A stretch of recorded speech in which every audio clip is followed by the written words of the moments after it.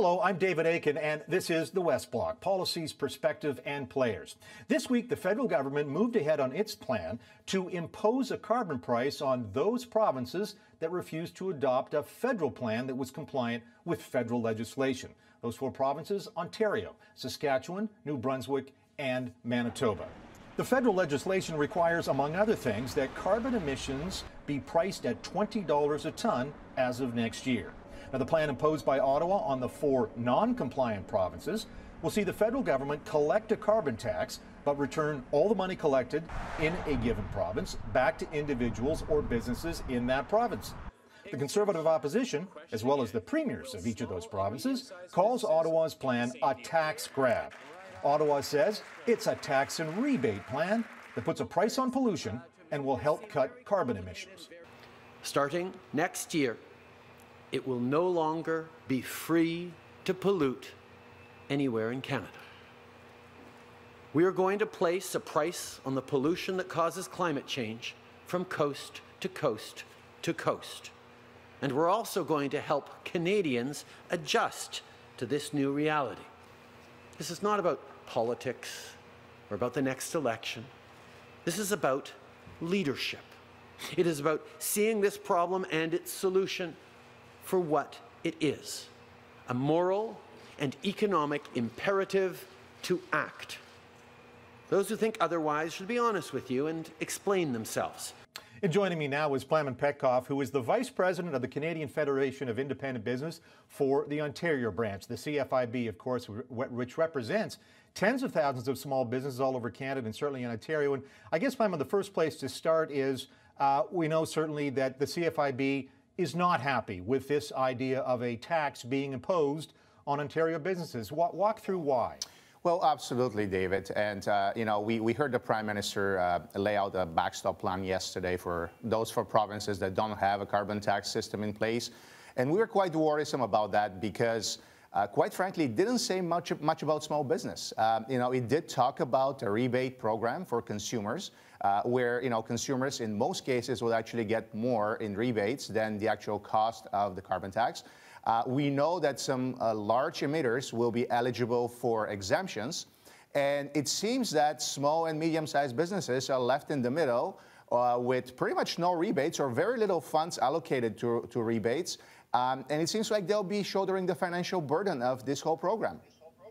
The government would say to that if the cost of timber for a carpenter, for example, went up, that carpenter would pass on the increased cost to the consumer. And so similar in this case, if small and medium-sized businesses do have some increased costs of their inputs because of these new taxes, that they should simply pass on those costs to the consumers because, as you mentioned, the consumer is going to get the rebate in any event. And all, presumably, carpenters in this case would be facing the same increase in the price of timber. Well, I mean, that's a very simplistic way of looking at it, and it really ignores the reality of running a small business out there, particularly a small business. It is very difficult for a small business owner to increase prices just like that, because that puts them in a less competitive position, especially with a bigger competitor. And so, yes, technically they can increase prices, and for every cost that government passes on them, if they kept increasing prices, we would have a very different consumer pricing index today. So, that is the simplest explanation to it. It is not the most realistic one, however. And again, it really makes the small business less competitive, especially at a time where we should be trying to increase competitiveness in the small and medium-sized business sector that creates most jobs in Canada. You've been watching the debate about what, if anything, policymakers ought to do to deal with climate change, and there's been a range of proposals, and under the previous Ontario government, there was a cap-and-trade program, and a lot of businesses will say that cap-and-trade or cutting carbon emissions by regulation is terrible for red tape and paperwork, and those who advocate a carbon tax say it's the simplest way to do it. There really isn't a lot of paperwork. You just have to adjust your prices. What's your thought on where the CFIB is in terms of cap and trade, regulations, or some form of tax and rebate program? Well, the biggest issue that we have with all of these options, whether it's cap and trade, whether it's carbon tax, whether it's a different carbon pricing scheme, is that it really fails to convince the small business owners and many Canadians that it actually produces any benefits for the environment. In this specific case, whether it's a cap and trade, whether it's a carbon tax, it seems like that, money will be collected. The government is saying, fine, we're not keeping any of that money, we're sending it back. But it doesn't seem like they're sending it back to everybody. If everybody is contributing to the carbon tax scheme, then everybody should be eligible for a rebate. That is the fair thing to do. What we heard yesterday from the Prime Minister is that small and medium-sized businesses most likely will not get anything. We are waiting to see what the federal government is going to do on that. They have indicated that they may, release more information about this in early 2019, which in our view is already too late. But they have been quite clear yesterday that only 10% of the funding received under the carbon tax is going to small businesses, to hospitals, to universities, to municipalities. So those are, quite a few entities right there in that little 10% of revenue. Of course, the idea behind any carbon pricing scheme is, as the Prime Minister was saying yesterday, putting a price on pollution would incent business owners or people who operate any kind of institution to find different alternatives to whatever inputs they're using, be it timber, fuel, whatever it might be, to try and reduce our carbon footprint. And in doing so, you'd end up with a competitive advantage because you'd be paying less in quote-unquote carbon taxes. That theory doesn't work for the CFIB? Not really, and that's not what we're hearing on the ground. Again, we are a national organization. As you said earlier, we represent 110,000 small and medium-sized businesses across Canada.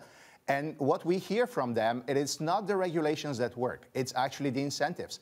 About 80% of our members indicated already that they have done a lot to reduce their carbon footprint on the environment, whether it's through different conservation programs, whether it's through retrofits of their own buildings, and so on. So they don't necessarily wait for regulations or any punitive approaches to be able to do that. They do it on themselves because they believe that's the right thing to do. What the government could do to help that is to provide more incentives as opposed to, cap and trade programs or carbon tax programs, and then hope to refund some of that money back to Canadians. I know the CFIB talks to policymakers here in Ottawa, Queen's Park. You're an important voice. The politics of this is kind of interesting, and maybe we'll sort of finish on that. Earlier in this summer, Doug Ford's Progressive Conservative Party won a majority government in Ontario, won 76 of 124 seats, campaigning against a carbon tax.